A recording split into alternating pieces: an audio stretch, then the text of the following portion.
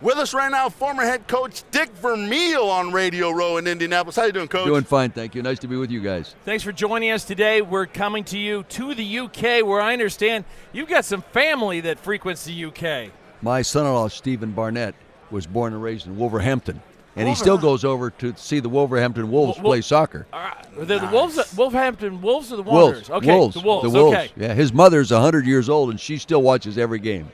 Wow. Yeah. Now, Wolverhampton, I think, is in the Premier League this year. I think they got promoted. Yeah, they've been in the Premier League for a couple of years now. They're Okay, always so fighting to hang on. Yeah, Keep to stay there. Oh, that's the teams that start with W that I worry about. Yeah. Wolverhampton Yeah. and another one, and Yeah. West Brom. Yeah. And they're always in danger of dropping down. Always in danger of getting relegated. Yeah, That's correct. good question. What? Okay, I've been dying to ask an NFL coach this. Should we ever have a relegation system in the NFL? I think it'd be terrific. What do you mean relegation? Well, There if is if you're we have to have a the league. Rams this year and the Colts and you finish at 2-14, those two You get teams sent they down. fight, they play each other, and the team gets sent down, and we have a team waiting to come back in and get in there. There's The like problem a minor is, league where do you system. send 'em? Well, there's a minor league system. You Now they don't send send them you to home. college football. You can't send them Yeah. to the NCAA because they Where would do you kill send them? everybody. It wouldn't work. It wouldn't work here A because minor it league costs system wouldn't work. No, it would take so much money. You know, they tried to have a minor league system in the World League. Right. Exactly. They had the With, London Monarchs NFL, and Frankfurt, NFL Europa, yeah, all those, right? and they just couldn't support it. They Well, just the couldn't fans, support it. what we have learned, having been in the UK for a long time, the fans, they come out 92,000 strong to see the International Series. Oh yeah, They want to see the game at the highest level. Yeah. They don't want to see a watered-down version of American football. Right. They want the real thing. That's what they were getting before, Coach. yeah. Well, the thing is, though, a good game of football, regardless of a good high school game, is an exciting game. Absolutely. You know, a Friday good night college lights. game, it's a good game. So I broadcast a number of games in the old World League. Hey, I broadcasted in Wembley Stadium the first World Championship game over there. How terrific. And if it's a good game, it's exciting. Yes. You know, regardless. And a lot of those players went on. Kurt Warner was one of them. Yes.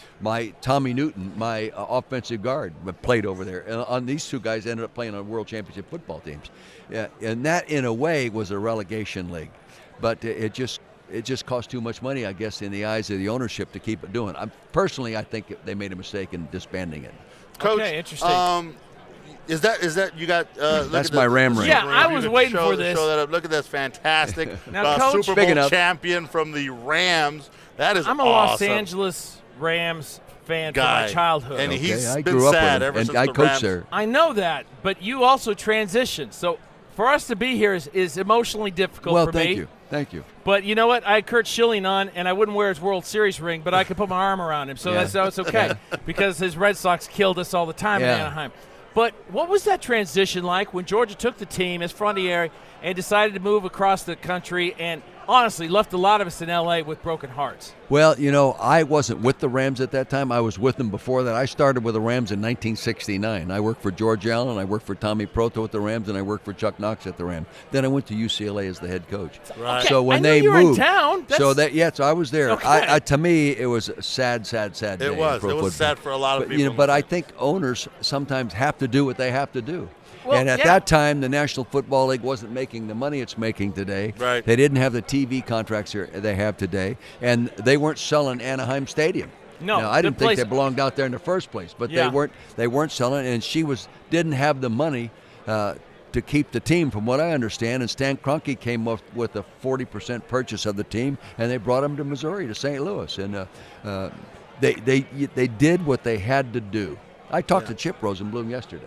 Okay. Well, Coach, I want to segue because I want to know how a championship Super Bowl winning coach goes from coaching the national football team to making wine. Not Yeah. just wine, fine wine. Okay, Fine I was wine. born and raised in the Calistoga, the north end of the Napa Valley, Okay. the wine country of the That- United now States. That said. explains Okay, it. my great-grandfather was in the wine business. My grandfather, one grandfather, made the Vermeil family wine, so I was always around wine. So I always had the interest. In the mid-'90s, I formed a partnership with On the Edge Winery, Paul Smith, to make about 150 cases of wine a year for fun.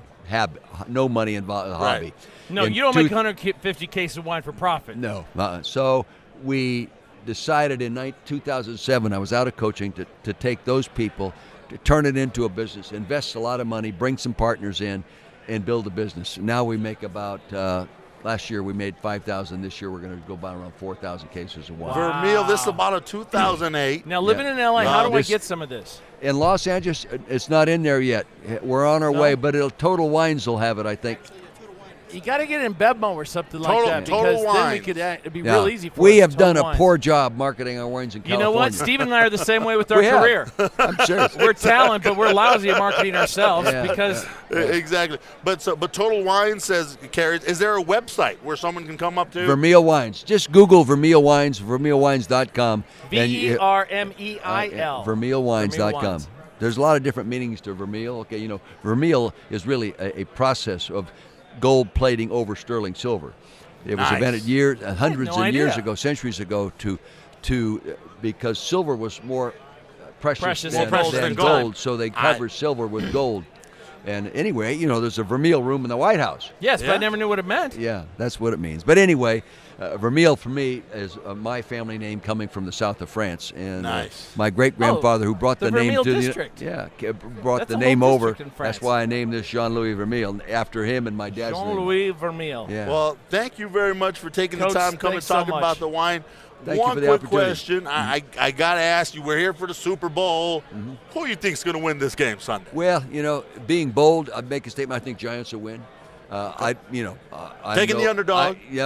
Weren't you the underdog, Coach? No, I think we were favored. We were favored in both Super Bowls. Over the Patriots, first time? No, we played the Tennessee. Tennessee. Oh, my gosh, and the Raiders beat us in the first one. We were favored in that game. Right. And we were favored in the second time I went, and we won it.